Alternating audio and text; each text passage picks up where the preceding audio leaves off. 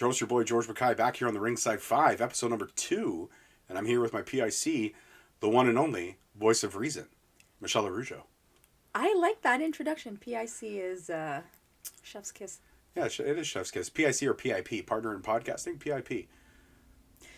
We both know if you ever... You know what? We're not going to put that in recording. We're not going to put the PIMP? No. We're PIC. PIC, okay, PIC. Well, me and the PIC are back, and we're doing another Ringside 5, top 5 managers. That's right, we're going through the history books. Again, I have picked one that may be questionable, but I enjoyed said manager, and I'm not gonna hold back.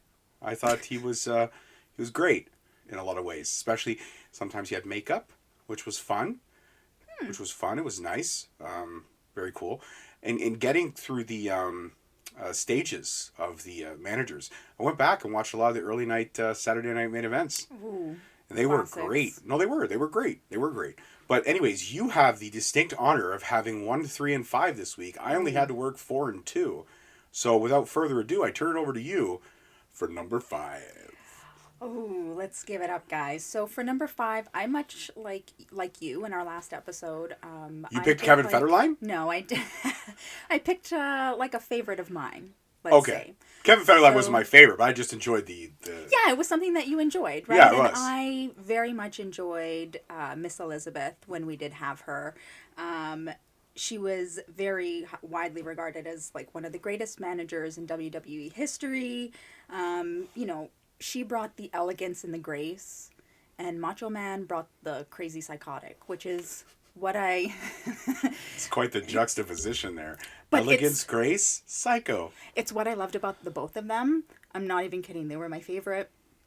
For that reason, I wanted to be Macho Man and Miss Elizabeth, like, together. I loved those two personality clashes. So you loved if they would have ever had a child, you would have hoped to have been said child. Like, yeah, right? Because, like, who doesn't want that elegance and grace? And then, but she can pop off. She can. She had especially with the Sherri Martel situation. Yeah. She definitely threw down. Yeah, and like looking back at it, like, who doesn't remember the Mega Powers saga? Really is the greatest love triangle in pro wrestling history. Like, and she brought so much emotion. She brought all of that to every experience that she was part of. And I think when you look at wrestling and storytelling, you have to get people emotionally. What storylines did you enjoy the most or feel most connected to or want to rewatch over and over again? It's something that you were emotionally attached to, whether it was something that, like, you had experienced, or you're like, no, I know what that's like, or whatever the case is. But I think she brought everything that was required from a manager and a woman in a time, in a place where everything was so male dominated. So, number 5, Miss Elizabeth. I love that. You're right. It was the greatest love triangle in sports entertainment history as we know it, and it was a love triangle of two distinctly different personalities. You had the distrust and the madness of Macho Man, and you had the, again, say your prayers and drink your Ovaltine in Hulk Hogan, right? Eat your spinach, drink your milk, all that kind of stuff. And it definitely does make one wonder, had they stuck with managers, how far Miss Elizabeth would have gone, and would she have jumped to WCW, and would she have eventually hooked up with Luger, and would she have eventually OD'd and passed away on us? So it's an intriguing rabbit hole to go down if the manager role had stayed as vicarious as one would have wanted it to have been as it was in the 80s. Managers were very prolific in the 80s. You had Slick, you had Elizabeth, you had number 4. And number 4 is the greatest import in managerial history. Don't laugh at all. The one and only, the late, great Mr. Fuji. Mr. Fuji was the prolific heel manager next to my number 2, which I gotta wait. I don't want to give it away. I don't want to give away number 2. Number 2 was hands down the prolific heel manager. But this manager and Mr. Fuji did coexist together in a few different aspects. Mr. Fuji's last kind of managerial task was Yokozuna. And he did turn Yokozuna into that champion. And he had the powder. He had everything. He had it all. And even though he managed a lot of racially profiled characters based solely on how he looked, and again, it was a different time. It was a different world than we live in now. But yeah, Mr. Fuji was that manager I loved. I loved the top hat and the cane look. I loved everything, man. And I love how he incorporated some of his whoever he was managing into his look in terms of things. Like when he was managing Yokozuna, he also rocked the what's it called? I don't know what the kimono.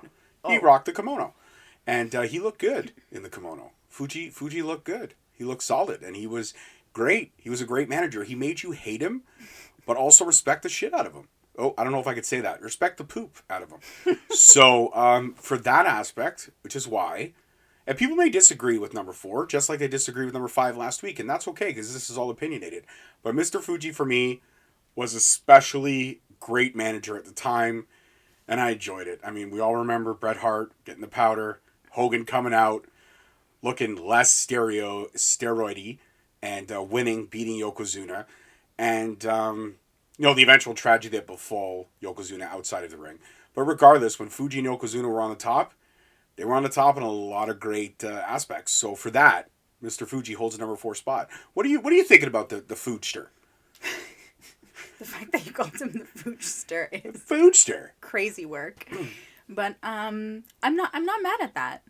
When I think of watching wrestling growing up, Mr. Fuji was definitely an icon. He was definitely a staple. Head of his time. Yeah. And, they used a lot of racial people in a lot of different ways. And, I think, looking back, we all make the faces. We all are like, oh, my God. But at that time, everybody was locked in.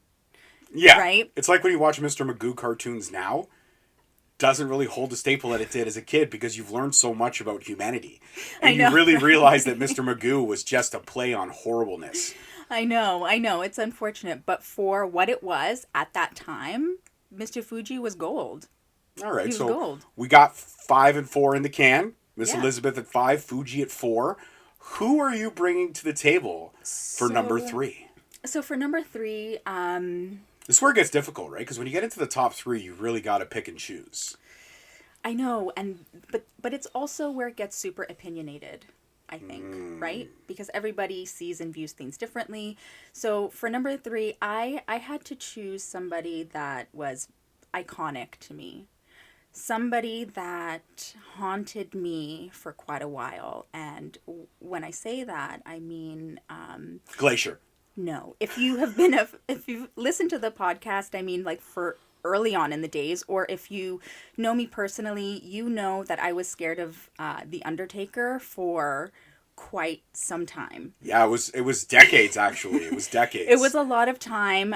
For anybody who's new, I'll just give you a brief story of it. My mom has dark curly hair, and when it was wet, she used to flip it over her face and then flip it back and roll her eyes back The Undertaker used to do. And that's how my parents used to get me to do things. That's how they kept me in line. They'd be like, The Undertaker is coming. And I legitimately thought he lived in my closet till I was this choice double of digits. Well, we all know where you're going with the choice, but I'll let you announce it. But this choice for you is childhood trauma. A little bit. Maybe this is cathartic in a way for me to release it. But number 3. Let's go cathartic. Do it up. Paul Bearer. Oh, yes! First of all, from the voice to just his whole persona, just everything about him was very iconic. He had a very chilling presence, and I mean, connection to the supernatural when you think about The Undertaker and then Kane later on. But, yeah, how do you embody that? As a kid too, right? And watching that, I got terrified, right? That instilled a lot of emotion in me. And to think about, his theatrical expression, the urn, him carrying around that freaking urn all the time. Talking to it. Yeah. Like, it makes me think of, like, Al Snow in a way, where he would just talk to Head, and, like, that was his thing, right? I was thinking about throwing Head out there as a manager. I was thinking about it.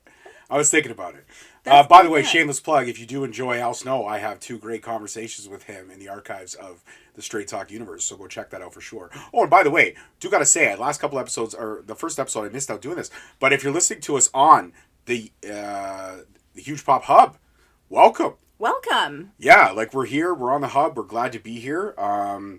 It's exciting, the fact that you and I are the voices of a generation. And I do want to make this announcement now before we get into my agreement of Paul Bearer, or if you have more to talk about, too. No, I just want to talk about, just touch on his charisma, like, very captivating, right? And, like, when you look at him visually, maybe you wouldn't think that of him, but the way he could hold an audience and advocate for The Undertaker, like, he did, like, what, the majority of the talking, if not all of it. So, you know, I'd love to hear your thoughts after your announcement. The announcement is that as much as you love podcasting, it's difficult for you right now. I mean, I have a family, I have a full-time job, I have commentary gigs and all this stuff, but I can find the time. But no, I'm joking. I'm joking. I love you, you know that. It's hard for you right now, and I get it. So you're going to be sprinkled out throughout the show, and then we'll get you more back on a kind of a regular basis once things ease up for you. Right. But for right now, you'll be on the first 2 shows. Maybe I could, twist your arm for number 3, and then after that, I'll carry the flag by myself for a little bit. We'll see how that goes. She just rolled her eyes, so I'm not sure if that's going to pan out for number 3. But regardless, I agree with you. So we're going to love to have you back when you can make it, for sure, which will be exciting. Because, I mean, God knows, I can't banter myself. What do you think about Paul Bearer, George? Well, it's interesting you brought that up, George. You know what? I think that would be a great show. We'll discuss this later. Me, myself, and I? Yeah. Have you never seen Joe Rogan versus Ro Jogan? Oh, God. No, So McKay George versus George Mckay, and it's not going to work. I don't have Joe Rogan's style and charisma. But, I agree with you on charisma. The perfect segue back. I'm amazing. With the charisma of Paul Bearer. And it's sad because Paul Bearer was not really a manager that could branch out. Other than The Undertaker and Kane, there's really nowhere else you could really pinnacle Paul Bearer unless it involved The Undertaker. And a lot of storylines have and did involve The Undertaker for a long while. And that's the only connection that Paul Bearer really had to the wrestling world was through The Undertaker, whatever storylines were going on with The Undertaker. And the introduction of Kane, I would have honestly liked to see them bring more siblings in or more family members in from The Undertaker's past. I would have liked to dive deeper into the past that we never so much got. Right. We know Kane was born out of a fire, yada, yada, yada, all these things. But I would have liked a more deeper dive.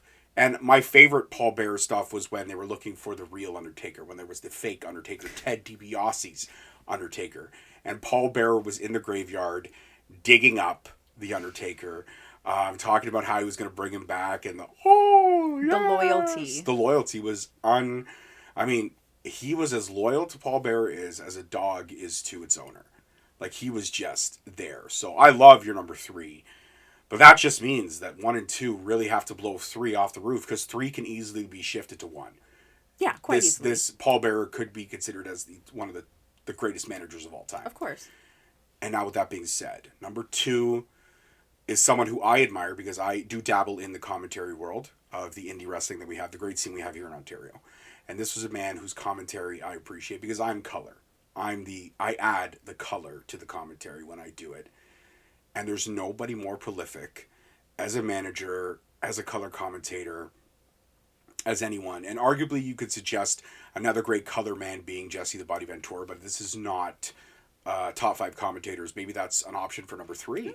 I like that. That's a good call. But for me, I would say that, Bobby the Brain Heenan is my number 2. And he was everything. My favorite thing about Bobby the Brain Heenan was just the charisma that him and Gorilla had. The back and forth that they had that was so easy. It came so naturally. And also the way, Andre, managing everybody that he did, all the stupid stuff that he did, the bets that he made that screwed him to no avail, getting fired by Gorilla Monsoon. That's another classic. Had his stuff through, he got locked out of the building. Like, I look at Bobby the Brain Heenan and what he brought to the table, and even Bobby is prolific for WCW. because Bobby was the voice that we heard when Hogan came out. Bobby said clearly, but where do his loyalties lie? Is he the third man? That's right. So he was very prophesizing what we were going to see. And even Eric Bischoff mentioned it in The Rise and Fall of WCW and that great documentary series, the Who Killed WCW. He said that when he heard Bobby say that, at the time he was furio, but then later on he learned to appreciate that that was like the prolific soundbite that we got. Other than, well, if you care about the other product, yada, yada, yada. Turn off. Mick Foley wins the title, yeah. So, but we're not getting into commentators, but Bobby did as a manager, and who he managed and who he carried was second to none, in my opinion. And his style, those jumpsuits, he was so Juicy Couture before Juicy Couture was a thing. And he was great. And he was a chameleon in terms of managing. He could manage one person one day, turn on them, and then manage the opponent that he turned on them with, almost to like you never even knew it happened. It was a Mandela effect. Like you forgot that he almost managed this person when he turned his back on them and went to this person. So Bobby was just a great head of hair. Great head of hair, man. I loved it to death. So number 2, I'm locking it in, is Bobby the Brain Heenan. I like it. Right. I like it. I mean, very fitting for number 2. I will say that's a very tough spot. Like, number 2 could go toe to toe with number 1, in my opinion. Mm-hmm. But for number 2, like I love that. Like, you needed to really keep up to know what he was doing, right? Because you would forget. He was so quick at like looking at this guy and wanting to sway him this way, and then seeing somebody pass him, and then being like, oh no.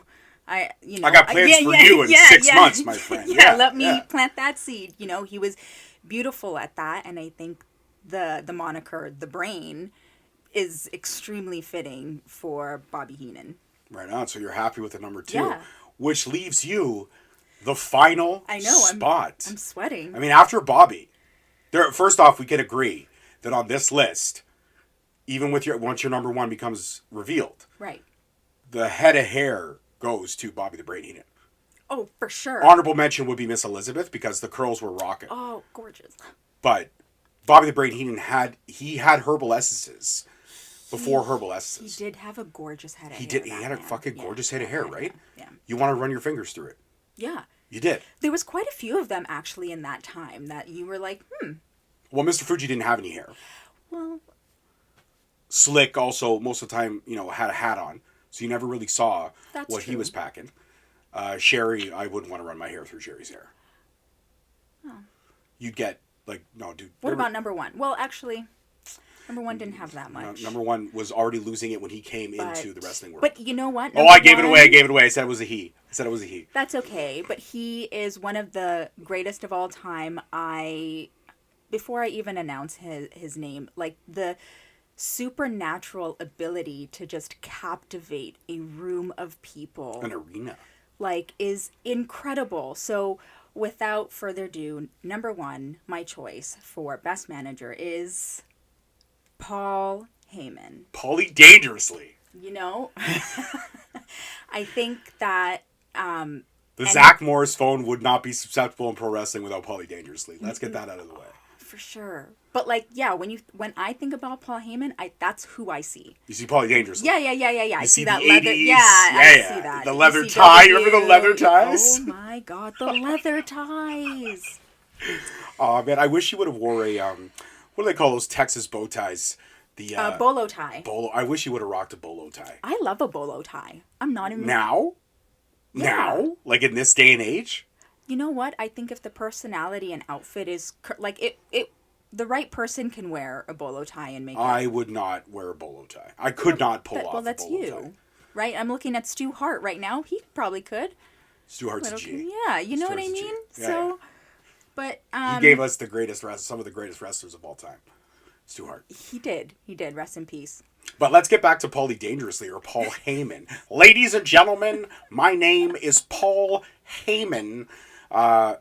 Do it. Go down the rabbit hole. I'm intrigued. Dude, I just think that he has the supernatural ability to captivate a room. He elevates anything he's involved in. And he's been involved in so much. And when you think about his whole entire career, when we go to ECW to now, like when he does retire, that induction, and obviously he's already in the Hall of Fame. No worries. Mm-hmm. Yes. Yeah, right. last year. So like, yeah. So had the greatest Hall of Fame speech ever. So when, exactly, right? We know he's a talker. We know that when he's the mouthpiece for somebody, it is going places. So I just, especially with him working with larger than life personas, right? Like he works with these big name, Brock Lesnar. When I think of Brock Lesnar, it's synonymous. Like I immediately think about Paul Heyman. I think I even said it earlier. Brock Lesnar's theme music is in my head, but all I hear is Paul Heyman's words. Like, he is so embedded into wrestling history. He is embedded into wrestling present day. And I think when we look at managers, and like, it's unfortunate that the others have passed away, and it's, the way I see it is when it's someone's time to go, it's their time to go. Yeah, when I look at this list, he is the only survivor, the only living member of this top 5. I didn't realize it until just now. Just wow. right now, but I think that even is very symbolic of it all, that he has outlived everyone else. But, outlast, survive? Oh, don't bring Survivor into it, because... Oh. No, we don't want to go down that rabbit hole. But, I cut you off, so my apologies. Yeah. No, that's okay. I just... I don't think I have anything more to say. I think Paul Heyman, the name and the person, speaks for himself. Like, there's not really much more that I can say that everybody else doesn't really know or understand about the guy. Well, I don't know if I have the sound effect right, but I'm going to push the sound effect button because this is what I think of your number 1 right here. No, not that. No, not that. That. Ladies and gentlemen, soak that in. That is hands down. Like, I had a tough task last week with 1, 3, and 5. Yeah. And when you think about it, you're like, oh, it's 3 picks. It's easy. It's really not. It's easy for 4 and 2. I feel like a little bit easier because 4 and 2 just have to fill in the spaces. That's right. 2 has to be good, but I feel like 4 and 5 are picks that, you can kind of massage any which way. But 1, 2, and 5, or 1, 2, and 3, crazy hard. Crazy hard. And I feel like you knocked it out of the park with 3 and with 1. Because I don't know if I had 1, 3, and 5 this week, I don't know who I could have done. Because right off the bat, when we decided we were going to do managers, I told you outside, Fuji and Heyman. Yeah. Or Fuji and Bobby the Brain Heenan. Yeah, you said that immediately. I had both of them right out, and you were like, Fuji. I was like, don't fucking sully Fuji, man. Fuji was amazing. But, when I think of pro wrestling, when I think of the last decade, really, CM Punk, Brock Lesnar, Roman Reigns. Like, this is a man, and I've said it before and I'll say it again, go through the archives. I said this years ago. I said this in like 2016.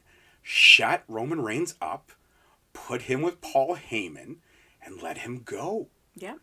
And finally, they did.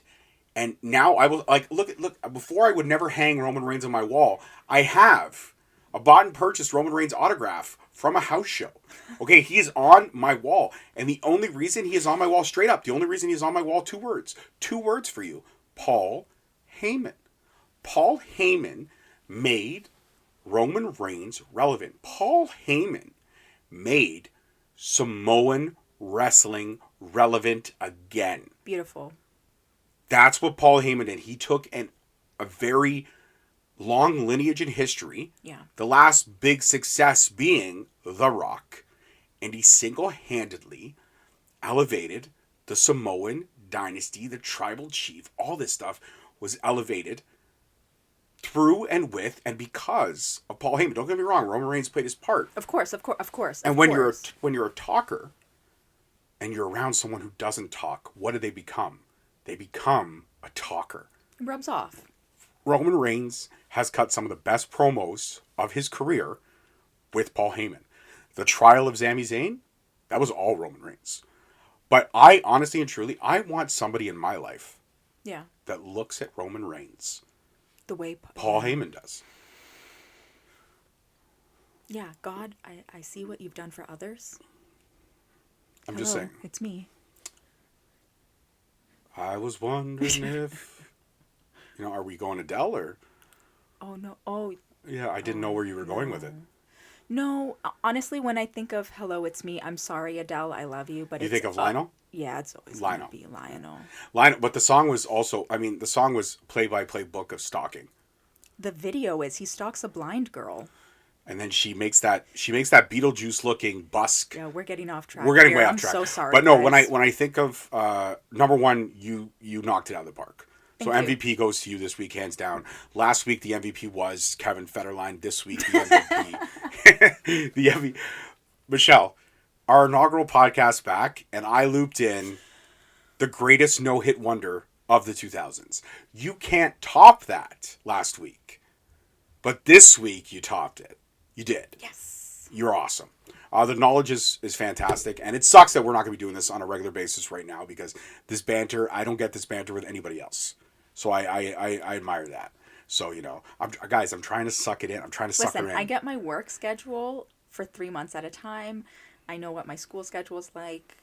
We can work some stuff out, but it's just so much things that, like, I need to plan it. If we take time to plan and properly schedule things, then I'll try my darnest to be here as much as I can, for sure. That's all we can get, ladies and gentlemen. It's on wax. It's here now. It's been recorded. It's recorded. There. She can't go, because anytime she backs out of something, I just play this recording. Oh, God. Okay, and every time you come back on the show, I will give you this. Huzzah. Followed by the occasional. Who doesn't like a dance party? And then it also, actually, this is pretty cool. It comes with, we're getting off tangent, I don't care. These are great. I like their right? The cheeziness. Yeah, the cheesiness. Perfect. And then the every once in a while. So I can make a dad joke, and you could just lean over and go. Right? It'll be good times. But back on track, yeah. Paul Heyman, hands down, number one. I think honorable mention. I think we did talk about possibly getting Sherri up on this list.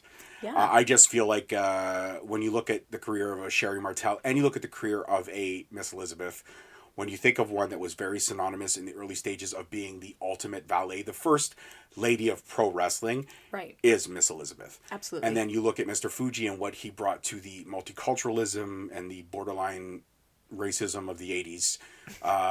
You can't not talk about Mr. Fuji, but I really did think Mr. Fuji was impactful. Yes. As a presence.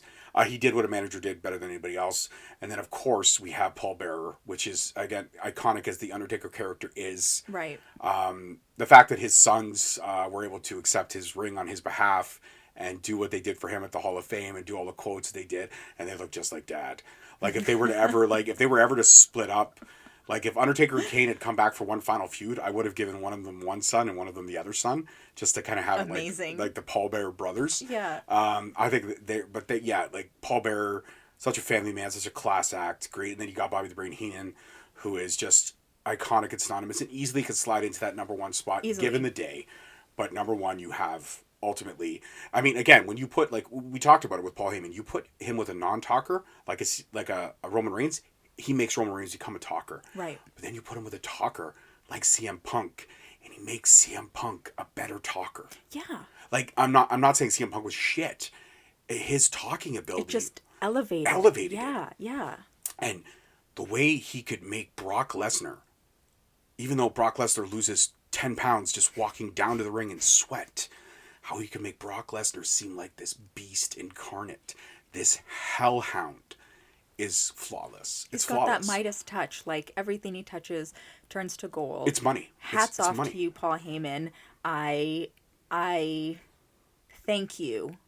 And yes, that's the best way to put it. Thank you for being in pro wrestling. Yeah, I thank you, and I just look forward to seeing you on TV until you decide to, rest and chill at home and retire. Well, he's kind of got that in between now. He's got a very lax schedule. But until he's like, I want to play a game with you right now. Yeah. I'm going to throw out random wrestlers. Okay. And you're going to put one of these managers with that wrestler. Oh, shit. Okay. And these are wrestlers that never had managers that I'm aware of. Okay. So I'm gonna throw out a wrestler. You throw out you only have 5 choices. 5. Okay. All right. So I'm gonna go because I mentioned him earlier, and I feel like it's hilarious that I mentioned him, and he was actually one of my choices for this game. Glacier. Come on. Who's managing Glacier, dude? Oh no! Oh God. You know what? Paul Bearer. Paul Bearer managing Glacier. Okay. Yeah. Right. Didn't really ever have a manager, but feel like he could have, other than Jimmy Hart. Jimmy Hart was his only manager, and I'm talking about Bret the Hitman Hart. Bret the Hitman Hart. Get rid of, and Jimmy Hart is also an honorable mention on this list as well, for sure. Get rid of Jimmy Hart, and who out of these 4 remaining choices would you put with Jimmy Hart, or would you put with Bret the Hitman Hart? Oh, that's tough. It is tough. It is tough. That is tough. You know what? I'm gonna go with my gut, and it said Miss Elizabeth. Miss Elizabeth. Okay, I like that. Miss Elizabeth, Bret the Hitman Hart could have been like a quad triangle, quad love I affair. think anything that she was involved in, like I think she softened a lot of things, and so like he came from the Hart family, and it's very rough and tough. The dungeon, she would add a little elegance and grace. I like that. Okay, Billy Kidman. Okay, so we got Mr. Fuji, Bobby, and Paul. And Paul Heyman. Billy Kidman. Okay, we're gonna put him with Bobby Heenan. I like it. I actually do dig it. I feel like that's got power personified. Yeah. I dig it. I dig Okay. it. I do dig it. I was gonna say Paul Heyman, but I'm like, no, I feel like the brain. Ahmed Johnson. Paul Heyman. Okay. Ahmed Johnson goes with Paul Heyman. Yeah. And last but not least, somebody for Mr. Fuji. And I feel like this one, I don't know if you left the best choice on the table for this one. I know. But I'm going to go ahead and throw this name out, and a lot of people will laugh because he did have a manager. But I wonder what this pairing would have looked like. Adam Bomb. He had a Harvey Whippleman. Yes. But I wonder, would Adam Bomb have become iconic if he had Mr. Fuji walking out with him? Mr. Fuji, if anything, again, like Paul Bearer, was loyal. Like, you even mentioned it. A lot of his outfits matched who he was managing at the time. He really, like, tried to match that energy. And, like, it's the thing I love about, like, tag teams is, like, you know, they got to kind of balance each other out, or they got to be a unit, right? Mm-hmm. And so he was down to be a unit. So he would have fit in with Adam Bomb perfectly. I think he would have done what was necessary. I just wonder what Ahmed Johnson and Paul Heyman would look like. I don't know. I panicked. I panicked. But I think the best choice that you made was, I do like Bret Hart with Miss Elizabeth. I think that could work. Yes. But I also like Billy Kidman with Bobby the Brain. It's intriguing to me. Right? Like, would he get rid of the wife beater and the jean shorts, the jorts? Like, don't forget it. People forget that Billy Kidman had the jorts before Cena. Icon. You know what? I would hope not. I think, you know what I think? I think in the beginning, not really, but I think Bobby would tell Kidman, like, you know, image does come into play. And so let's clean it up a little bit. Like, you can be rough and tough, but there are times where you need to Razor Ramon it up, baby. Oh, yeah. I come in here, you get the food, you expect the bad guy to pay. All right, without further ado, this one is in the can. We're locking it in. And I don't know if you're going to be here for number 3, but I'm going to go ahead and make the announcement for number 3 because I was thinking about this earlier today. Okay. And we talked a lot about this particular part, and I don't think this is a part that gets enough credit. So I'm going to go with top 5 commentators. Amazing. I already have my number 2. Oh, you already have your number 2? Yeah. So are you saying that you will be back for episode 3? I want to be because I really want to talk about this person. Okay, because it'll be controversial. Let's get off the recording. Let's end this recording now with a bon voyage. We don't know where you got to go, but listen to another podcast because we're off. We're done. We're finished for today. You can get us exclusively on the hub, and you can catch these recordings again on YouTube. I know recordings don't do too well on YouTube, but hey, whatever. We're gonna do it up the best way we can. Yeah. So as always, I'm the host, your boy George Mckay, and this is the VOR, the voice of reason. Ooh. Michelle Araujo, saying peace, love, and wrestling. Yeah. And we will see you guys, or you'll hear us next week. Take care, guys.